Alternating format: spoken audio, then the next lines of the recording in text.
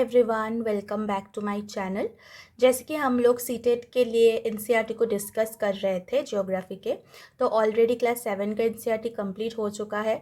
8 का भी first chapter हो चुका है। अगर आपने नहीं देखा है तो जाके चेक कर लीजिए वीडियोस को।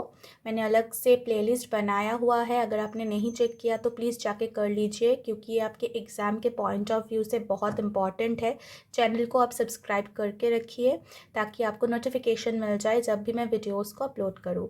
तो आज हम सेकेंड चैप्टर को डिस्कस करेंगे, जो कि है land, soil, water, natural vegetation and wild life resources.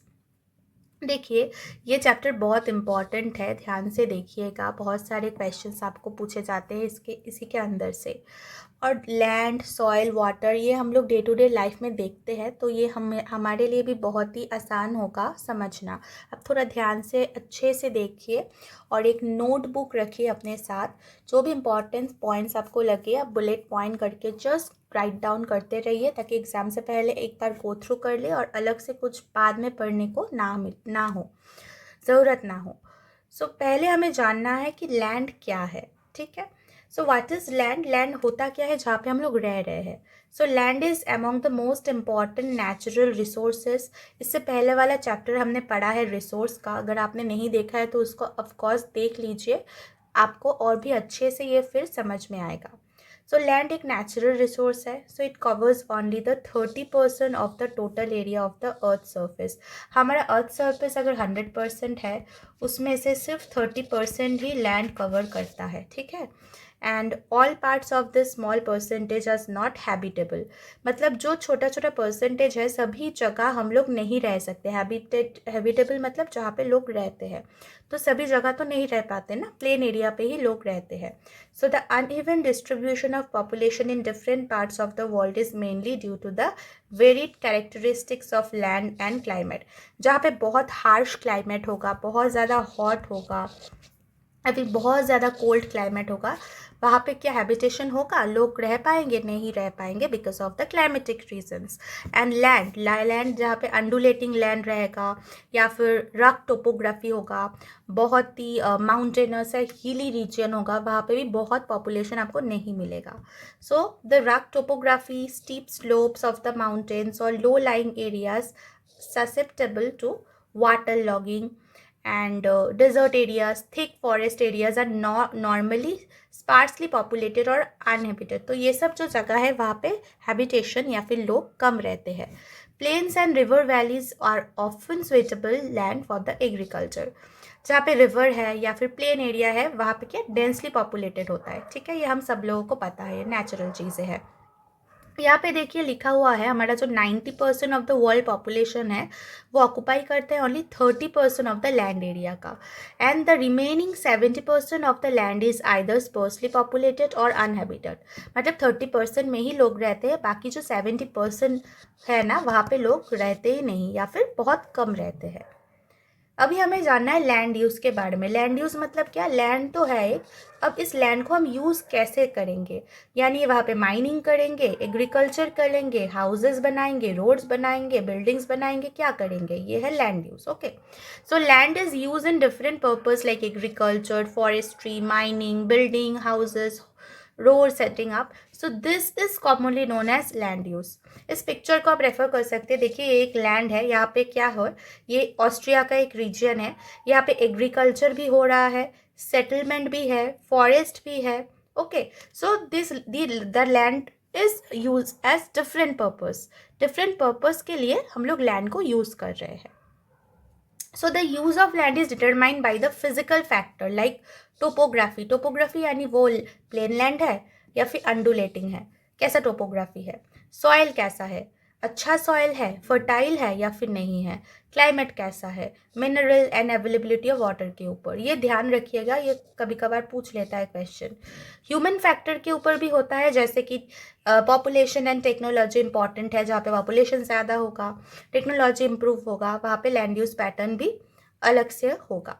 So land can also be classified on the basis of ownership, like private land हो सकता है, कम्युनिटी लैंड हो सकता है। प्राइवेट मतलब क्या, यानी सिर्फ आपने कोई लैंड खरीदा हुआ है, वो आपका है, सो ये प्राइवेट लैंड है। कम्युनिटी लैंड जैसे कि अगर कोई हॉस्पिटल है या फिर कोई लैंड है जहाँ पे सब लोग जा सकते हैं, वो होता है community land. Okay, so private land own by individual, whereas community land own by the community for common uses like the collection of water, fruits, nuts, medicinal herbs. So ये सब कुछ हम लोग कॉमन प्रॉपर्टी रिसोर्स बोलते हैं।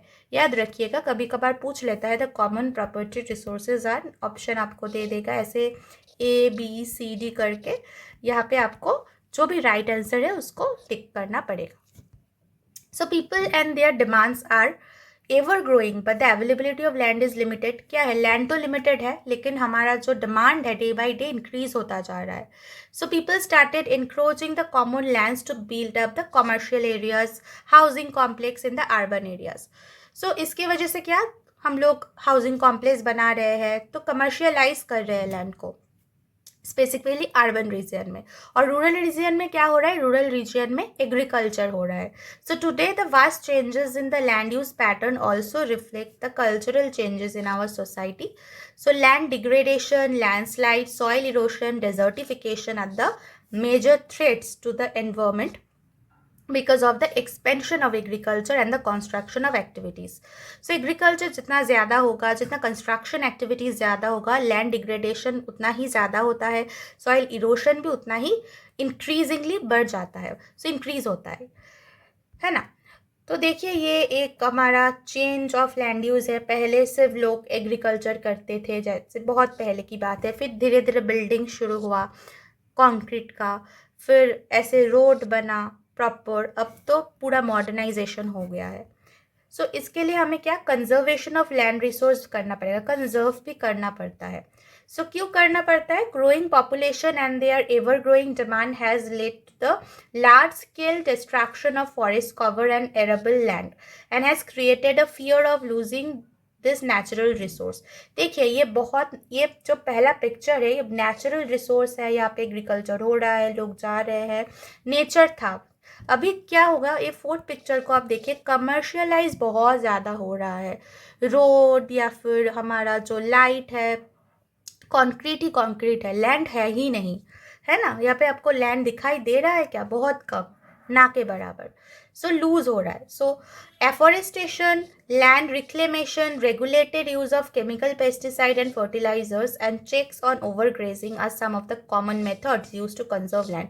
ये आपको ध्यान रखना है, ये पॉइंट कि लैंड को कंजर्व करने के लिए क्या क्या मेथड करना पड़ेगा। ये एफॉरेस्टेशन करना पड़ेगा, यानी कि आपको बहुत ज़्यादा ट्रीज प्लांट करना होगा, लैंड रिक्लेमेशन होगा, रेगुलेट करना पड़ेगा, केमिकल फर्टिलाइजर जितना कम हो सके यूज़ कीजिए, ओके, ओवरग्रेजिंग मत कीजिए, ये सब कुछ प्रोसेस है, तो ये आप थोड़ा सा ध्यान रखिए। देखिए वेदरिंग क्या होता है, the breaking of the up land, breaking up and the decay of exposed rocks by temperature changes, frost action, plants, animals and human activity. Weathering अलग से मैंने किया हुआ है क्लास, अगर आपने नहीं देखा है तो आप देख सकते हैं, प्लेलिस्ट बनाया हुआ है, आप जाके देख लीजिए। अब सॉइल क्या होता है, बहुत इंपॉर्टेंट है, यहाँ से बहुत क्वेश्चंस पूछे जाते हैं, तो ये थोड़ा ध्यान से आप देखिए। सॉइल बेसिकली क्या है, thin layer of the granny substance covering the surface of the earth is called soil. हमारा अगर ये अर्थ है, इसका जो सर्फेस है, ये वाला ऊपर का पोर्शन, यहाँ पे एकदम ऊपर में ही हमारा सॉइल है। So it is closely linked to land, landforms determine the type of soil. इसके ऊपर कैसा लैंडफॉर्म है, उसके ऊपर सॉइल का टाइप डिटरमाइन होता है, okay. Soil is made up of the organic matter, minerals and weathered rocks found on the earth. So this happens through the process of weathering. The right mix of minerals and organic matter make the soil fertile. अब mineral जितना अच्छा होगा या फिर organic matter जितना होगा soil पे, humus जितना होगा, उतना ही सॉइल अच्छे से फर्टाइल होगा। सॉइल पे मिनरल्स रहते हैं, ओके, कुछ हमारा आपका न्यूट्रिएंट रहता है, कोई माइक्रो न्यूट्रिएंट होता है, कोई मैक्रो न्यूट्रिएंट होता है ना। तो ये सब आपको थोड़ा सा ध्यान रखना है।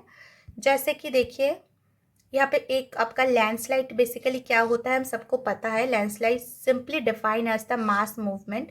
जैसे कोई हिली रीजन, माउंटेन रीजन में क्या होता है ना, स्लोप बहुत ज़्यादा होता है, तो ऊपर से नीचे की तरफ कोई भी रॉक या फिर डेब्रीज अगर slope because of the gravitational force of the earth ऊपर से नीचे की तरफ आ जाए, उसको ही हम लोग लैंडस्लाइड बोलते हैं, ओके। सो अर्थक्वेक के वजह से हो सकता है, फ्लड एंड वॉल्केनिज्म के वजह से भी ये लैंडस्लाइड हो सकता है।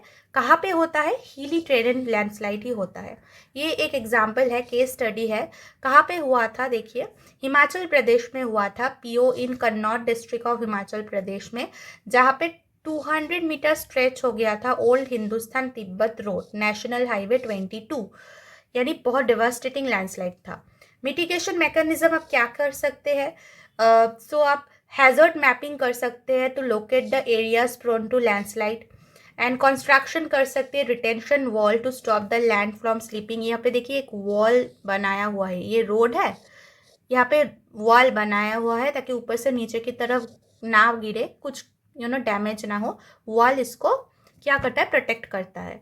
So increase in the vegetation cover to arrest the landslide. The surface drainage control works to control the movement of the landslide along the rain water and spring flow. ये कुछ मैकेनिज्म है, इसको point wise ध्यान रखिए, आप short में लिख सकते हैं, जैसे कि हैजर्ड मैपिंग करना, रिटेंशन वॉल करना, वेजिटेशन कवर करना, फिर ड्रेनेज कंट्रोल वर्क करना। ओके, पॉइंट आप शॉर्ट करके ऐसे खुद के लिए लिख लीजिए। अब देखिए, ये सॉइल प्रोफाइल है, बहुत इंपॉर्टेंट है। सॉइल प्रोफाइल में अगर हम देखेंगे एकदम नीचे, ये क्या है? ये पेरेंट रॉक है। इसके ऊपर वाला जो है ये है वेदर्ड रॉक मटेरियल। उसके ऊपर वाला है सब soil with sand, silt and clay, and एकदम ऊपर वाला है top soil with humus and vegetation. अगर आप सॉइल प्रोफाइल को अच्छे से देखेंगे ना, तो इसका कुछ हम लोग इंग्लिश अल्फ़ाबेट से इसको हम डिनोट कर सकते हैं। जैसे कि एकदम ऊपर वाला है ओ हॉराइजन, उसके बाद आता है ए, फिर आता है आपका ई, फिर आता है बी, फिर आता है सी, आर। ऐसे करके हम लोग सॉइल हॉराइजन को डिवाइड कर सकते हैं। तो यहाँ पे इतना है, आप थोड़ा ध्यान रखिएगा। Next, factors of soil formation. Soil formation होता कैसा है? देखिए, the major factor of soil formation are the nature of parent material, parent rock and the climatic factor. यानी कि पेरेंट रॉक कैसा है उसके ऊपर नेचर डिपेंड करता है, एंड क्लाइमेट कैसा है, क्लाइमेटिक फैक्टर जैसे कि टेम्परेचर, रेनफॉल, ये सब क्या है, इसके ऊपर भी सॉइल फॉर्मेशन डिपेंड करता है।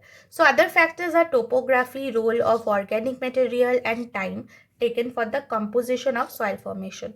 सो ये देखिए, यहाँ पे कुछ फैक्टर्स है सॉइल फॉर्मेशन के ऊपर। फर्स्ट है पेरेंट रॉक। पेरेंट रॉक क्या डिटरमाइन करता है? कलर कैसा होगा सॉइल का, टेक्सचर कैसा होगा, कोर्स होगा, फाइन टेक्सचर होगा, या फिर क्या होगा, chemical properties, mineral content and permeability, ये सब कुछ डिपेंड होता है पेरेंट रॉक में। रिलीफ यानी कि ऑल्टीट्यूड एंड स्लोप कैसा है, determine accumulation of soil.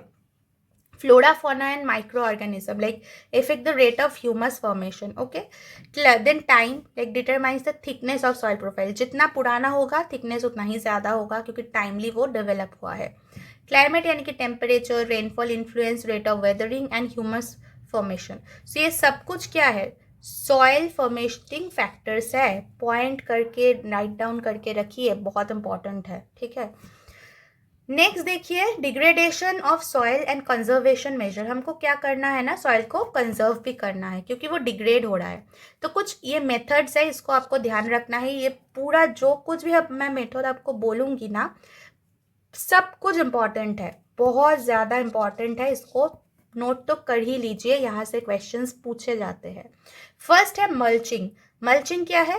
The bare ground between the plants is covered with a layer of organic matter like straw. It helps to retain the soil moisture. Organic matter से कोई भी अगर ground है, bear ground है, उसको cover किया जाता है, इसको ही हम मल्चिंग कहते हैं। ओके, नेक्स्ट होता है कॉन्टूर बैरियर्स। कॉन्टूर बैरियर्स क्या? Stone, grass, soil are use to build barriers along the contours. ये देखिए, कॉन्टूर बैरियर्स यानी कुछ ऐसा ही दिखता है, तो कॉन्टूर प्लगिंग है लेकिन बैरियर जैसा एक क्रिएट कर देता है। सो जैसे trenches are made in front of the barriers to collect the water. Next, rock dam. Rocks are piled up to slow down the flow of water, this prevent the gullies and further soil loss. यानी कि dam, एक dam जैसा create होता है ताकि जो आपका जो वाटर फ्लो है वो थोड़ा धीरे धीरे हो, सॉइल लॉस या फिर सॉइल इरोड ना हो। ठीक है, ये देखिए टेरेस फॉर्मिंग है। अगर आप कोई माउंटेन एरिया पे घूमने जाएंगे आपको ये बहुत देखने को मिलेगा, टेरेस जैसे यहाँ पे फॉर्म हो रहा है, ये कॉन्टूर प्लगिंग है। तो टेरेस फॉर्मिंग क्या होता है? Broad flat steeps or terraces are made on the steep slope so that the flat surfaces are available to grow crops. ये देखिए, ये स्लोप है, यहाँ पे एक कुछ जो भी फ्लैट जगह है वहाँ पे क्या हो रहा है ना, क्रॉप्स ग्रो हो रहा है. सो इसको ही हम लोग कहते हैं टेरेस फार्मिंग. इंटरक्रॉपिंग कर सकते हैं, जैसे कि different crops are grown in alternative rows and are sown at different times to protect the soil from rain wash. Okay, intercropping कर सकते हैं. कॉन्टूर प्लगिंग कर सकते हैं, ploughing parallel to the contours of a hill slope to form a natural barrier for the water to flow down of the slope. Shelter belts, जैसे कि coastal region में होता है, ड्राई रीजन में होता है, ऐसे कि आप देख पा रहे हैं ये क्या है, ट्रीज का रोज है. ये क्यों होता है, विंड मूवमेंट को आने से रोकता है तो सॉइल प्रोटेक्ट रहता है. तो शेल्टर कर लीजिए, शेल्टर बेल्स. ओके, नेक्स्ट अब हम पढ़ेंगे water.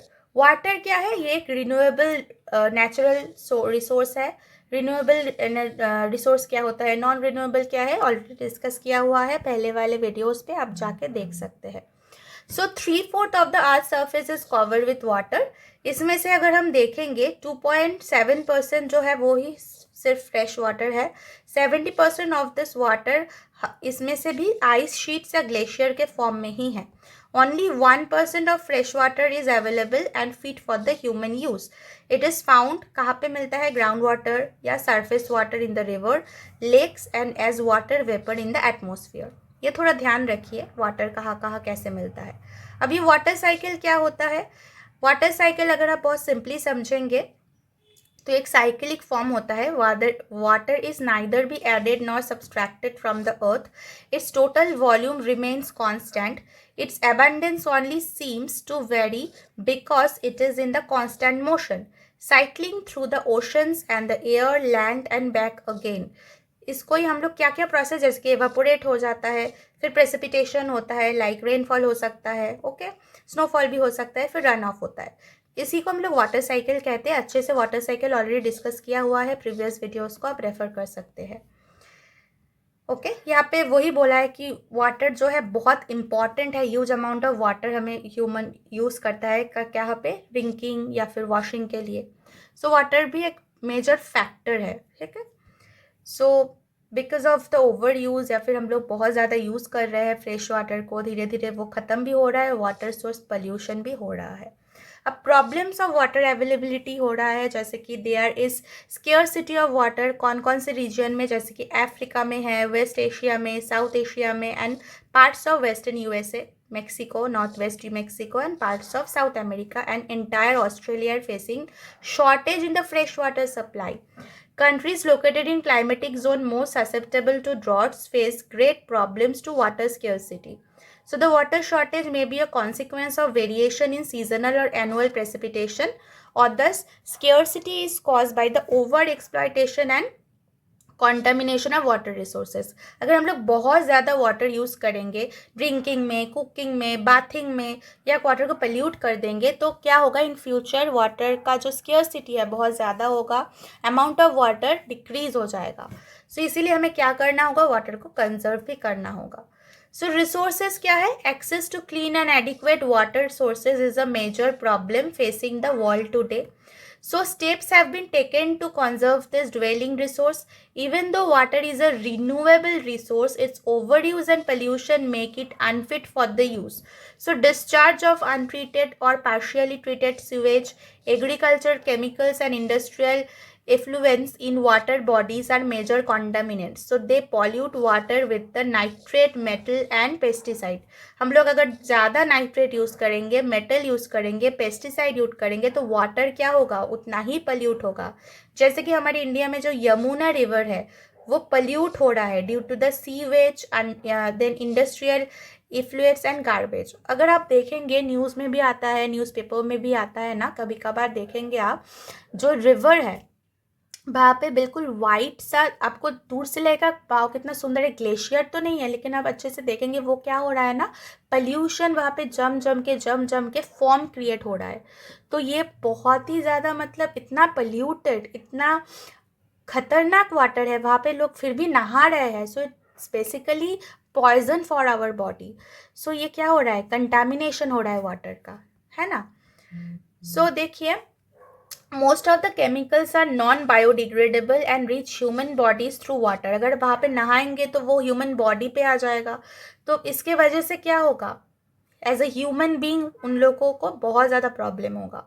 So forest and other vegetation cover slow the surface run off and replenish the underground water. So water harvesting is another method to save surface run off. Water harvest करना है। अब water harvesting क्या होता है देखिए, water harvesting मतलब water को आपको इरिगेशन पर्पस पे आप यूज़ कर सकते हैं। The canals use for the irrigating field should be properly line to minimize the losses by water speech, ठीक है, seepage. So sprinklers effectively irrigate the area by checking the water loss through the seepage and evaporation. In dry regions with high rates of evaporation, drip and trickle irrigation is very useful. ये water sprinkler हो रहा है, देखिए कोई अगर खेत है, agricultural land है, वहाँ पे ऐसे वाटर को यूज़ कर सकते हैं। So the valuable water resource can therefore B conserve bye adopting this means of irrigation. मतलब वाटर को आप हार्वेस्ट करके रहिए, कहाँ पे कंजर्व करके रखिए, बाद में अगर कहीं जगह पे आपको यूज़ करना है तो you can use this. Next, natural vegetation and wild life. Natural vegetation क्या है, बेसिकली हमने पहले थोड़ा बहुत जाना है बायोस्फीयर क्या होता है। अगर आपने नहीं देखा है तो आप वो रेफ़र कर सकते हैं, अलग से प्लेलिस्ट बनाया हुआ है। और प्लीज़ चैनल को आप सब्सक्राइब करके रखिए ताकि मुझे भी लगे कि नहीं, मैं और भी अच्छे वीडियो लाऊँ। आपको अगर कोई क्वेरी है आप मुझे ऑफकोर्स पूछ सकते हैं। सो देखिए बायोस्फीयर होता क्या है, natural vegetation and wild life exist only in the narrow zone of contact between the lithosphere, hydrosphere and atmosphere that we call biosphere. ये लिथोस्फीयर और हाइड्रोस्फीयर, एटमोस्फीयर सब कुछ अच्छे से डिस्कस किया हुआ है, क्लास 7 में है ऑलरेडी। क्लास 7 का जो भी वीडियोस है आप वो रेफ़र कीजिए, वहाँ पे आपको समझ में आ जाएगा। So in the biosphere living beings are interrelated and interdependent on each other for survival. This life supporting system known as ecosystem, यानी इकोसिस्टम एक यूनिट है जो सबको लेके चलता है। Okay, then vegetation, wildlife are valuable resources. Plants provide us timber, give shelter to the animals, produce oxygen we breathe, protects the soils, so essential for the growing crop. So act as a shelter belt, help in the storage of the underground water, give us fruits, nuts, then टार्पिन तेल, सब कुछ क्या होता है ना, latex, gum, turpentine oil, medicinal plants, also the paper. So सब कुछ हमें कहाँ से मिलता है, प्लांट से मिलता है। नेचुरल वेजिटेशन नहीं होता तो ये सब हमें नहीं मिलता। नेक्स्ट, वाइल्ड लाइफ क्या है, जैसे कि animals, birds, insect as well as aquatic life forms. वो लोग क्या प्रोवाइड करते हैं, milk, meat, hides and wool. Insect like bees provide honey, help in pollination of flowers and have an important role to play as the decomposer in the ecosystem. So animal का भी एक अलग role होता है। The birds feed on insects and act as decomposer as well. Vulture क्या है, ये vulture है, okay. So due to its ability to feed on dead livestock is a scavenger and considered a vital cleanser of environment. ये क्या करते हैं, जो कुछ भी गंदगी होता है ना, डेड लाइफ स्टॉक होता है, उसको खा लेते हैं तो क्लीन हो जाता है एनवायरनमेंट। इसलिए हम लोग वल्चर को एज अ वाइटल क्लिनजर भी रेफर कर सकते हैं। सो द एनिमल्स और बिग और small all are integral to maintaining the balance of the ecosystem. अब ये जो वल्चर है ना, ये इम्पॉर्टेंट है। वो लोग फिलहाल इंडियन सब कॉन्टिनेंट में मर रहे हैं, क्यों, because of the dying of kidney failure. अब ये किडनी फेलियर क्यों हो रहा है, क्योंकि बहुत ज़्यादा पेन किलर अगर हम यूज़ कर रहे हैं ना, एक ड्रग होता है जो हम लोग यूज़ करते हैं after scavenging the livestock treated with the diclofenac or painkiller that is similar to aspirin. Efforts are on to ban the drug for livestock use and breed vultures in captivity. जो हम लोग use कर रहे हैं Indian सब continent में pain killer, वो उसको अगर खा लेते हैं तो इसके वजह से उन लोगों का किडनी फेलियर हो जाता है एंड वो मर रहे हैं। तो अभी इंडियन गवर्नमेंट ने ये जो ड्रग है यूज़ के लिए बैन किया हुआ है, ओके। सो ये कुछ पॉइंट है, ध्यान रखिए। और डिस्ट्रीब्यूशन ऑफ नेचुरल वेजिटेशन क्या होता है पूरे वर्ल्ड में, अगर आप देखेंगे तो the growth of vegetation depends primarily on the temperature and moisture. Major अगर वेजिटेशन है, फॉरेस्ट हो सकता है, ग्रासलैंड हो सकता है, स्क्रब हो सकता है, तुंद्रा हो सकता है। जहाँ पे बहुत ज़्यादा हेवी रेनफॉल होता है वहाँ पे ह्यूज ट्रीज होता है. द फॉरेस्ट आर दस associated with areas having abundant water supply. As the amount of moisture decreases, the size of trees and their density reduces. Moisture अगर कम हो जाएगा ना तो ट्रीज का जो साइज है वो छोटा हो जाएगा, जैसे कि ग्रास. ओके, ऐसे छोटे छोटे ट्रीज होगा. नेक्स्ट देखिए, in such areas plant have deep root and leaves with throwing on waxy surface reduce loss of moisture. जहाँ पे ड्राई रीजन होता है, रेनफॉल कम होता है, वहाँ पे जो प्लांट्स का जो रूट है वो बहुत ही डीप जाता है ताकि वहाँ से वो लोग मॉइस्चर को गेन कर पाए. टुंड्रा वेजिटेशन में क्या होता है, वो कोल्ड पोलर रीजन में होता है जहाँ पे मॉसेस एंड लिकेंस होता है. बहुत कुछ ट्रीज तो रहता नहीं है, बस कुछ लिकेंस होता है एंड मॉसेस रहता है. So today there are many people in the world then there are 2 centuries back. So अभी हो रहा है क्या, फॉरेस्ट कवर जो है ऑल ओवर द वर्ल्ड में धीरे धीरे कम हो रहा है, वैनिश हो रहा है. तो इसको कंजर्व करना बहुत इंपॉर्टेंट है. तो आप क्या कर सकते हैं कंजर्वेशन के लिए?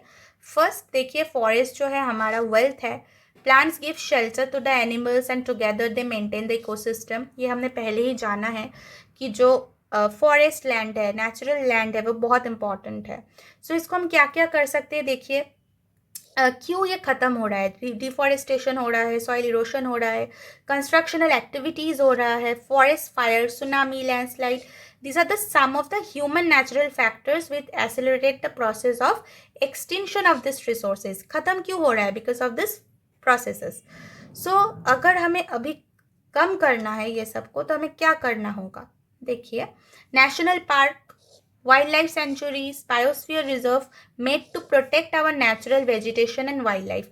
अगर जितना हम नेचुरल पार्क्स बनाएंगे, वाइल्ड लाइफ सेंचुरीज बनाएंगे, बायोस्फीयर रिजर्व करेंगे, सो वो सब क्या होगा ना, हमारा जो वाइल्ड लाइफ है या फिर जो नेचुरल वेजिटेशन है उसको कंजर्व करने में हेल्प करेगा. So conservation of creeks, lakes and wetlands is necessary to save the precious resource of depletion.